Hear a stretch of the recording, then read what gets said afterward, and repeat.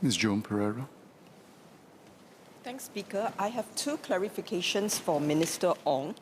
First, as the bivalent vaccine booster shot is currently optional, I would like to ask Minister whether the take-up rate among our elderly and the at-risk groups is adequate. First question. Second question, given that there have been news reports on the increased transmissibility and reinfection rates of some of the virus subvariants circulating now, whether more extensive communication efforts are being planned to encourage more people to take their bivalent boosters as soon as possible. Thank you.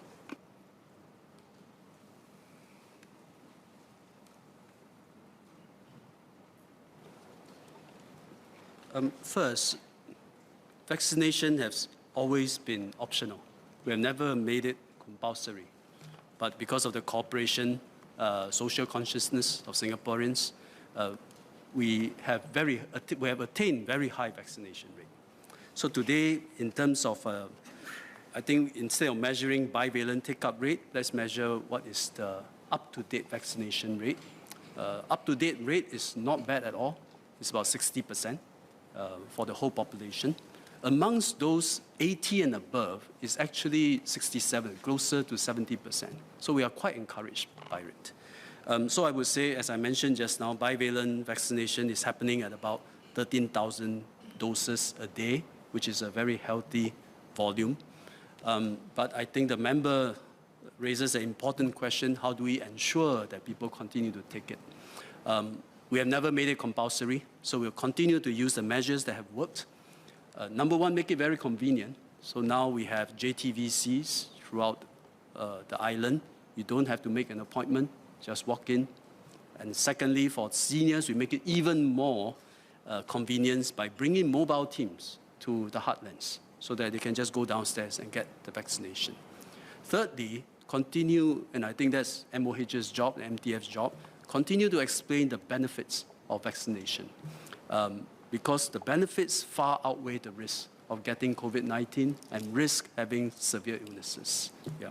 And finally, work with all our ground partners, GPs, TCM physicians, our advisors, our volunteers on the ground, continue to take the message out to the masses, explain the benefits, and hopefully more people will come. And I think there's a momentum. If more people take the vaccinations, they meet each other for coffee, they find that their friends have taken, then they feel FOMO, and they will take too. So I think just keep that going. It is essential. It's an essential response. Ms. Melvin Yong.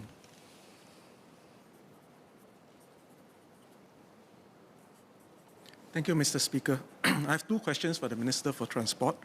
First, given the heightened risk profile of international travel, would Singapore consider temporarily tightening the mask-wearing policy to require masks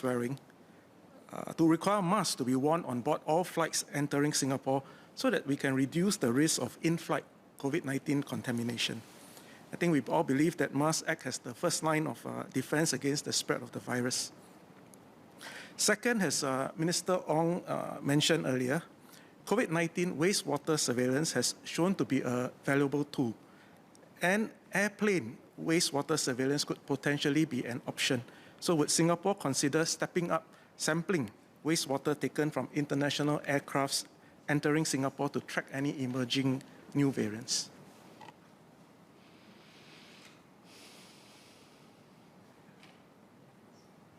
I'll leave the wastewater question to the Minister for Health, who can speak on it more authoritatively. On the point on mask wearing, today, specifically with respect to China, the airlines already require mask wearing for their crew as a precautionary measure. And also China already requires mask wearing for flights going in and coming out. So in a sense, that has already been addressed. Our general posture on mask wearing is really for compliance with the source countries or destination countries' requirements. So if you're going to a country that requires the wearing of masks whilst in flight, then the airline will advise you to do so, and then you wear the mask, and likewise on the return leg. In general, we have aligned our mask wearing protocols with the protocols that we have worked out with MOH for the domestic setting. And that continues to be the way we will operate unless there are material reasons for us to make a deviation or an exception.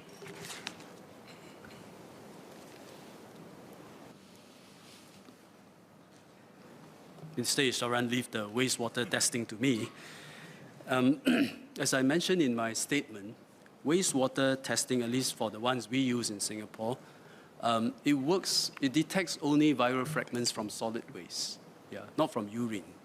And therefore, we used it in dormitories, in housing estates. Even nursing home is quite a challenge because many old folks actually uses Pampers. So therefore, for a flight from China to Singapore, quite short duration, I think the use of wastewater tests will capture a very small sample and therefore not very useful. Sang Wei Neng. Thank you, Mr. Speaker. I have SQ for Mr. Ong. The clarifications for statements. Yeah, thank you. Mr. Ong say that we require the tourists or the in-flight people from when they take board of plane, they have to declare their vaccination status right now. And what's the definition of the full vaccination for the matters? Because in Singapore, the full vaccination status, if you take non-mRNA, is 3 shots. So what is the definition of that? And secondly, do we require, maybe Mr. Transport can advise us, but do we require the air travelers to buy COVID-19 insurance as he come to Singapore? Thank you.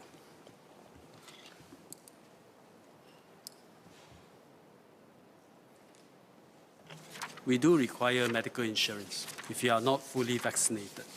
But the member is right that in Singapore, as members are aware, MOH has revised our vaccination status definition. We require minimum protection, which is 3 shots mRNA or 4 shots Sinovac. And after that, we require another additional shot, 5 months to 12 months, after the previous shot to keep yourself up to date. So our definition is quite a tight one. WHO has a more relaxed definition. But we know our definition is different and stricter than WHO's, which is currently applied on travelers. It is not practical to fully align the vaccination definition for people living here and for travelers from all around the world because every country have their own definition. So you can just imagine it's just not practical. And that is why we use the WHO definition, which is less strict on travelers from all sources. Having said that, current definition has worked well for us so far. I mentioned the outcome from December, so it has obviously worked well. But we will have to study if there's a need to review the definitions for vaccination status based on the development of the disease threat. Seng Ling Ling. Thank you, Mr. Speaker. I want to thank the Minister for Health and the Minister for Transport for the very useful statements that help to prepare Singaporeans as China open up to lead as normal a life as possible, as we have actually been very steadfast as we had our opening measures. I wanted to ask a clarification for Minister Ong. Should new and dangerous variants emerge, what is likely the protocol that will be adopted, as most Singaporeans have cooperated and been fully vaccinated, and also gotten used to the concept of living with COVID-19 as an endemic, as a way of life? A clarification for Minister Iswaran is, what is MOT's projected timeline for travellers from China to return to pre-COVID volume? Thank you. Thank you. Very critical question. What do we do when we detect a new dangerous variant? Let me make a few points. 3 points. One, there are a lot of subvariants. Omicron alone, there are about 650 Omicron subvariants. So if you jump at everyone, you'll be jumping every day, twice, right? Because subvariants can really differ very minimally. Just like a human, you're wearing a different shirt, a different watch, different shoes, different earrings, that's about it. You're essentially still the same person. So we cannot jump at every subvariant, no matter how sexy the name sound, right? There's just so many subvariants. But keep our eyes and ears on the ground with the global surveillance system. Look out for those that is more dangerous. If there is one, then we think about what do we do? And we can see how some countries are implementing. Mr. Melvin Yong suggested masks on planes, not unthinkable. PDT, and so on and so forth. But a popular one is PDT. But really, second point to note is that it's not foolproof. In fact, it's quite leaky. Why? Because first, you can be incubating, and you test before you board the plane, you're negative. On the plane or upon arrival, you develop disease and you become positive. And then leaks will happen. Therefore, if you want PDT to be a little more tight, you also implement an OAT, on-arrival test. But still, for a short flight, you might be incubating before you board and also upon landing. And then for the next 3 days, you're incubating. And therefore, that's still not enough. You want to be even tighter, you implement SHN, stay-home notice. All this sounds familiar. That was what we did, PDT, OAT, SHN. And soon you have a big border control system, testing everyone before they board, testing everyone after they board, dedicated taxi driving you to your homes, and then using devices to make sure they stay at home. And then that's still not foolproof, because one day a traveler may pass it to a driver. And driver go home and he go for a big low-hay dinner, pass it to many other people. And then next thing you need to think about is SMMs, restrict social restrictions. So we always have the mindset, border measures is a substitute for domestic community measures. Actually, it's not. They're all complementary. They go together. Once you implement one, you must be prepared that the rest are going to follow, because that's how transmissible the virus is. One is not the substitute of the other. They all come in a package, unfortunately. But having said that, certain protocol that the member mentioned, PDT, OAT, SHN, or combination, can buy us time. Buy us time. And that can be very valuable. So therefore, why do you buy ourselves time? So let's say we detect something that sounds serious, which you can imagine, you can recall when we first detected Omicron coming from Africa. You have to implement a combination of those measures. We know it will not shut out the virus, but it buys us time for scientific data to come out. Because in a matter of weeks, you can know the characteristic and the parameters that matter. How long does it incubate? How fast does it transmit? How much does it translate into severe cases? Does it affect old people more or young people more? That's actually an important parameter. Once you know that parameter, then you can decide your next step. If the parameters turn out that it is not something very serious, then you can stand down, false alarm. There will be some damage to livelihoods and inconveniences, but at least you can stand down. But if your nightmare comes true, this is very transmissible and very deadly, then you have to hunker down. We have to hunker down again. Back to almost square one, contact tracing, SMMs, border measures, everything come in, again to buy us even more time. Even more time for what purpose? Even more time so that a new effective vaccine come on stream. With mRNA technology, hopefully that can happen in 100 days. And that's why it's important to go onto the mRNA platform. And I think if you ask about platform, protocol, I think this is roughly the idea. But when something like that happens, expect lots of uncertainties, some confusion. It won't be straightforward. A lot of judgment call will be required. But I explained to you, this is roughly the framework we are working under.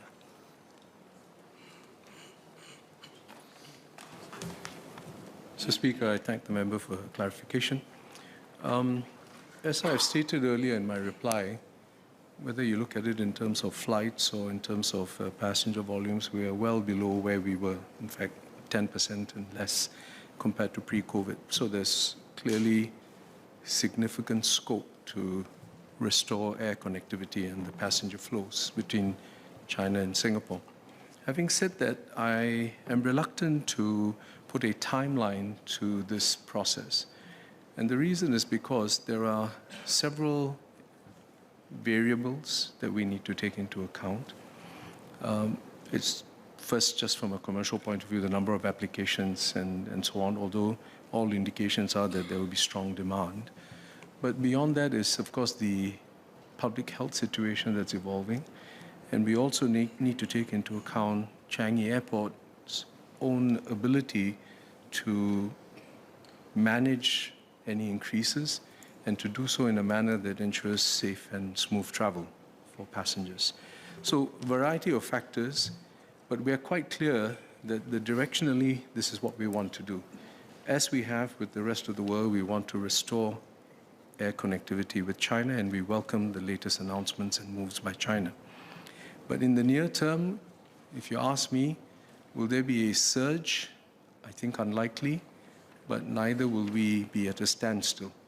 Our desire is really to do this in a systematic, calibrated manner, because the destination, whilst important, I think the journey even more so at this juncture. Dr. Tanya Swan. Thanks to both ministers for the very detailed updates. And honestly, I think sometimes knowing too much or too little makes people feel helpless over things they cannot control and trigger a lot of anxiety. I've seen a lot of anxious people in the past 3 years as a clinical doctor. So may I just simply summarize and clarify that this is the main take-home message for each and every one of us. Stay alert, don't panic, maintain personal responsibility, which includes 1, wear masks when appropriate, wash hands. 2, avoid crowded places. 3, get boosters when it's time. And 4, only read reliable sources. Thank you.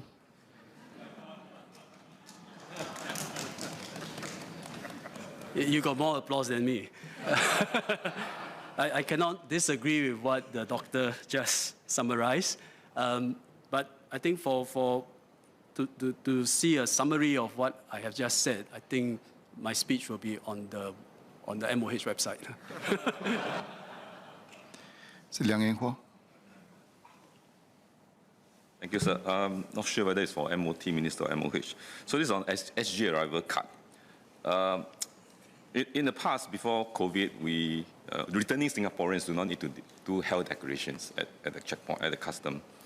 But now we have to do that, and to do it whether it's online or physical. I mean, I can understand we need to do some of these border checks like PDTs, you know. But for SG arrival card, where we ask some generic questions, where you come from, Africa or Latin America or Middle East, and then ask, you know, those questions like, in the last 7 days, have you been unwell, and so on. We can say yes or to all 3 questions, but you still be granted entry. You'll still be allowed entry into Singapore, and there's no follow-up. So I just want to ask whether, what purpose does it serve to do that, to have that safe SG arrival card process? This is one of those things that MOH get all the time. If you succumb and then you remove it, then one day you regret that you should have kept it. Actually, we always have a SG arrival card, which is physical. But because of COVID, everything went digital, so now SG arrival card has become a digital declaration. In that process, MOH gone through ICA very thoroughly and reduced the questions to bare minimal to the extent that the member feel may not be so helpful. So maybe we review to see whether we can add a few more questions. But the purpose is this. It's not targeted at COVID, but targeted at MERS, at Ebola, and all kinds of monkeypox that can arise and can infect travelers. So while travelers declare whether they feel well or unwell, the fact is they leave behind a contact. Yeah? So if someone falls sick, go to a doctor and we detect it's MERS, for example, we are always on the lookout for MERS. We know which flight the person come from, who are their close contacts, and if we want to do contact tracing, we can do so through the SG arrival card mechanism. It is one of those things we keep in the background, useful to have, and if we need to trigger some action, the information will be valuable. Mr. Leon Pereira.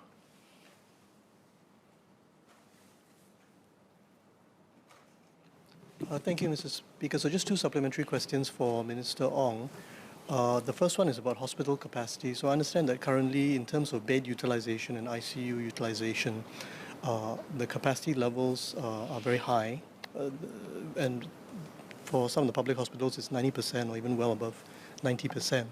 So notwithstanding the regime of PDT and full vaccination, it would just take a relatively small number of cases coming in to possibly strain, this hospital capacity to a very difficult position. So I'm just wondering if the government has thought through this extreme or worst case scenario that might happen with the opening up of capacity really being overstrained in a public hospital system. That's the first SQ. Second SQ is on the prescription of Paxlovid, which is the COVID antiviral drug. I understand there are 36 clinics now that can prescribe it. Is there a plan to expand this across the whole primary healthcare system? Thank you. On hospital capacity, indeed, this is one of the key considerations I mentioned in the statement just now. Today, the number of COVID-19 patients, inpatient, is actually low. I can't remember, it's in the low tens. So it is actually not burdening our healthcare system. The healthcare system utilization of non-ICU wards is high because we are aging and just more people are falling sick. COVID affected that indirectly because it delayed the opening of some major public health facilities. Woodlands Healthcare Campus, for example, delayed for 2 to 3 years. We hope it can start opening end of this year. It will greatly relieve the burden that's currently in the high utilization rate of hospital beds. So capacity, you can't rush the building of a hospital. But what we can do, which I've announced and explained in this house before, is to set up step-down facilities, particularly TCFs, transitional care facilities that prove to be very helpful. That means for patients that don't require acute care or waiting for step-down care or rehabilitatory care, they can go to a TCF first. So they can temporarily relieve the situation. Manpower is another constraint, but we are recruiting, building up. We lost a number of good nurses, especially foreign ones, because competition heated up, but we are recruiting again. So these are some of the things we need to do, and you are right. We have to be very alert. Should there be a new variant or something, a big influx of severe cases, we have to be alert to it and implement the necessary measures. As for Paxlovid, let us review. We're constantly reviewing if more clinics can dispense them. But so far, because of the fact that we are all highly vaccinated, we are a very highly vaccinated population, and Paxlovid is prescribed for people who are at risk. So actually, the number of people who need it is actually not very high. Notwithstanding, is something we will look at. Mr. Saktiandi Supa. Thank you, Mr. Speaker. I'd like to seek clarification from Minister Iswaran with regards to on the transport issues that he shared earlier. I think some stats that Minister mentioned just now was about 38 weekly flights from China, and pre-COVID there was 400. So in some ways, Minister was trying to share the general trend with trying to proceed through to pre-COVID. And Minister mentioned about a careful and calibrated approach. May I seek clarification from Minister when he meant careful and calibrated approach? He did mention earlier about the epidemiological factors that may affect its dynamic. But what does it mean in terms of it affecting our original plans? Because for the whole of this year, eventually we will try to target future flights to be achieved by this year or potentially 2024. But how does this careful and calibrated approach mean in terms of our changes to our original plans to open up to reach pre-COVID levels? So thanks.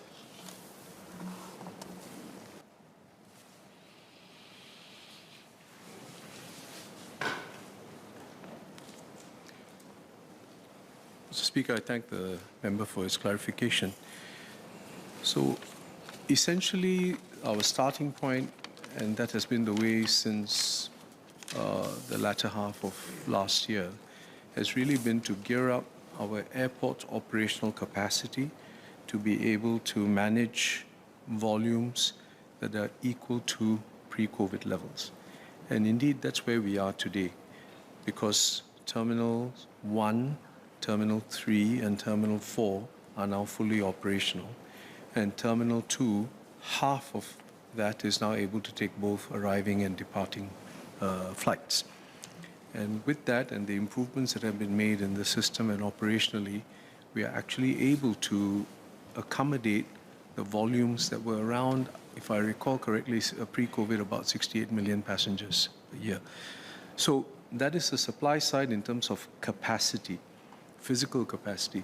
The second element is the manpower aspect, where we continue to recruit, to train in order to build up the capability to, the whole spectrum of services that are essential to run the airport well. And in terms of manpower, manning levels today, we're at about 90%, slightly more. And this continues to be an important effort, but also a challenging one. So this is an area which CAG, SATS, and indeed even SIA and others in the group are working very hard at. But that could become one of the constraining factors. Hence, the careful, calibrated approach, because we do not want to extend flight capacity without having the can to deal with it at the airport site. And this is the important sort of dynamic that we are trying to balance. Overall, as I replied to the earlier question, specifically with respect to China, we would like to restore air connectivity to pre-COVID levels. There's a significant gulf, as we are all well aware now from the data. The real challenge is to do this in a safe and orderly manner. And this is where I think both countries are aligned, and we are seeking to do this in a systematic way. I can't give a specific time frame, but what I can say is in the near term, we will continue to do this methodically. CAS will evaluate and approve applications. I don't expect it to be a surge, but neither are we going to be static or at a standstill position.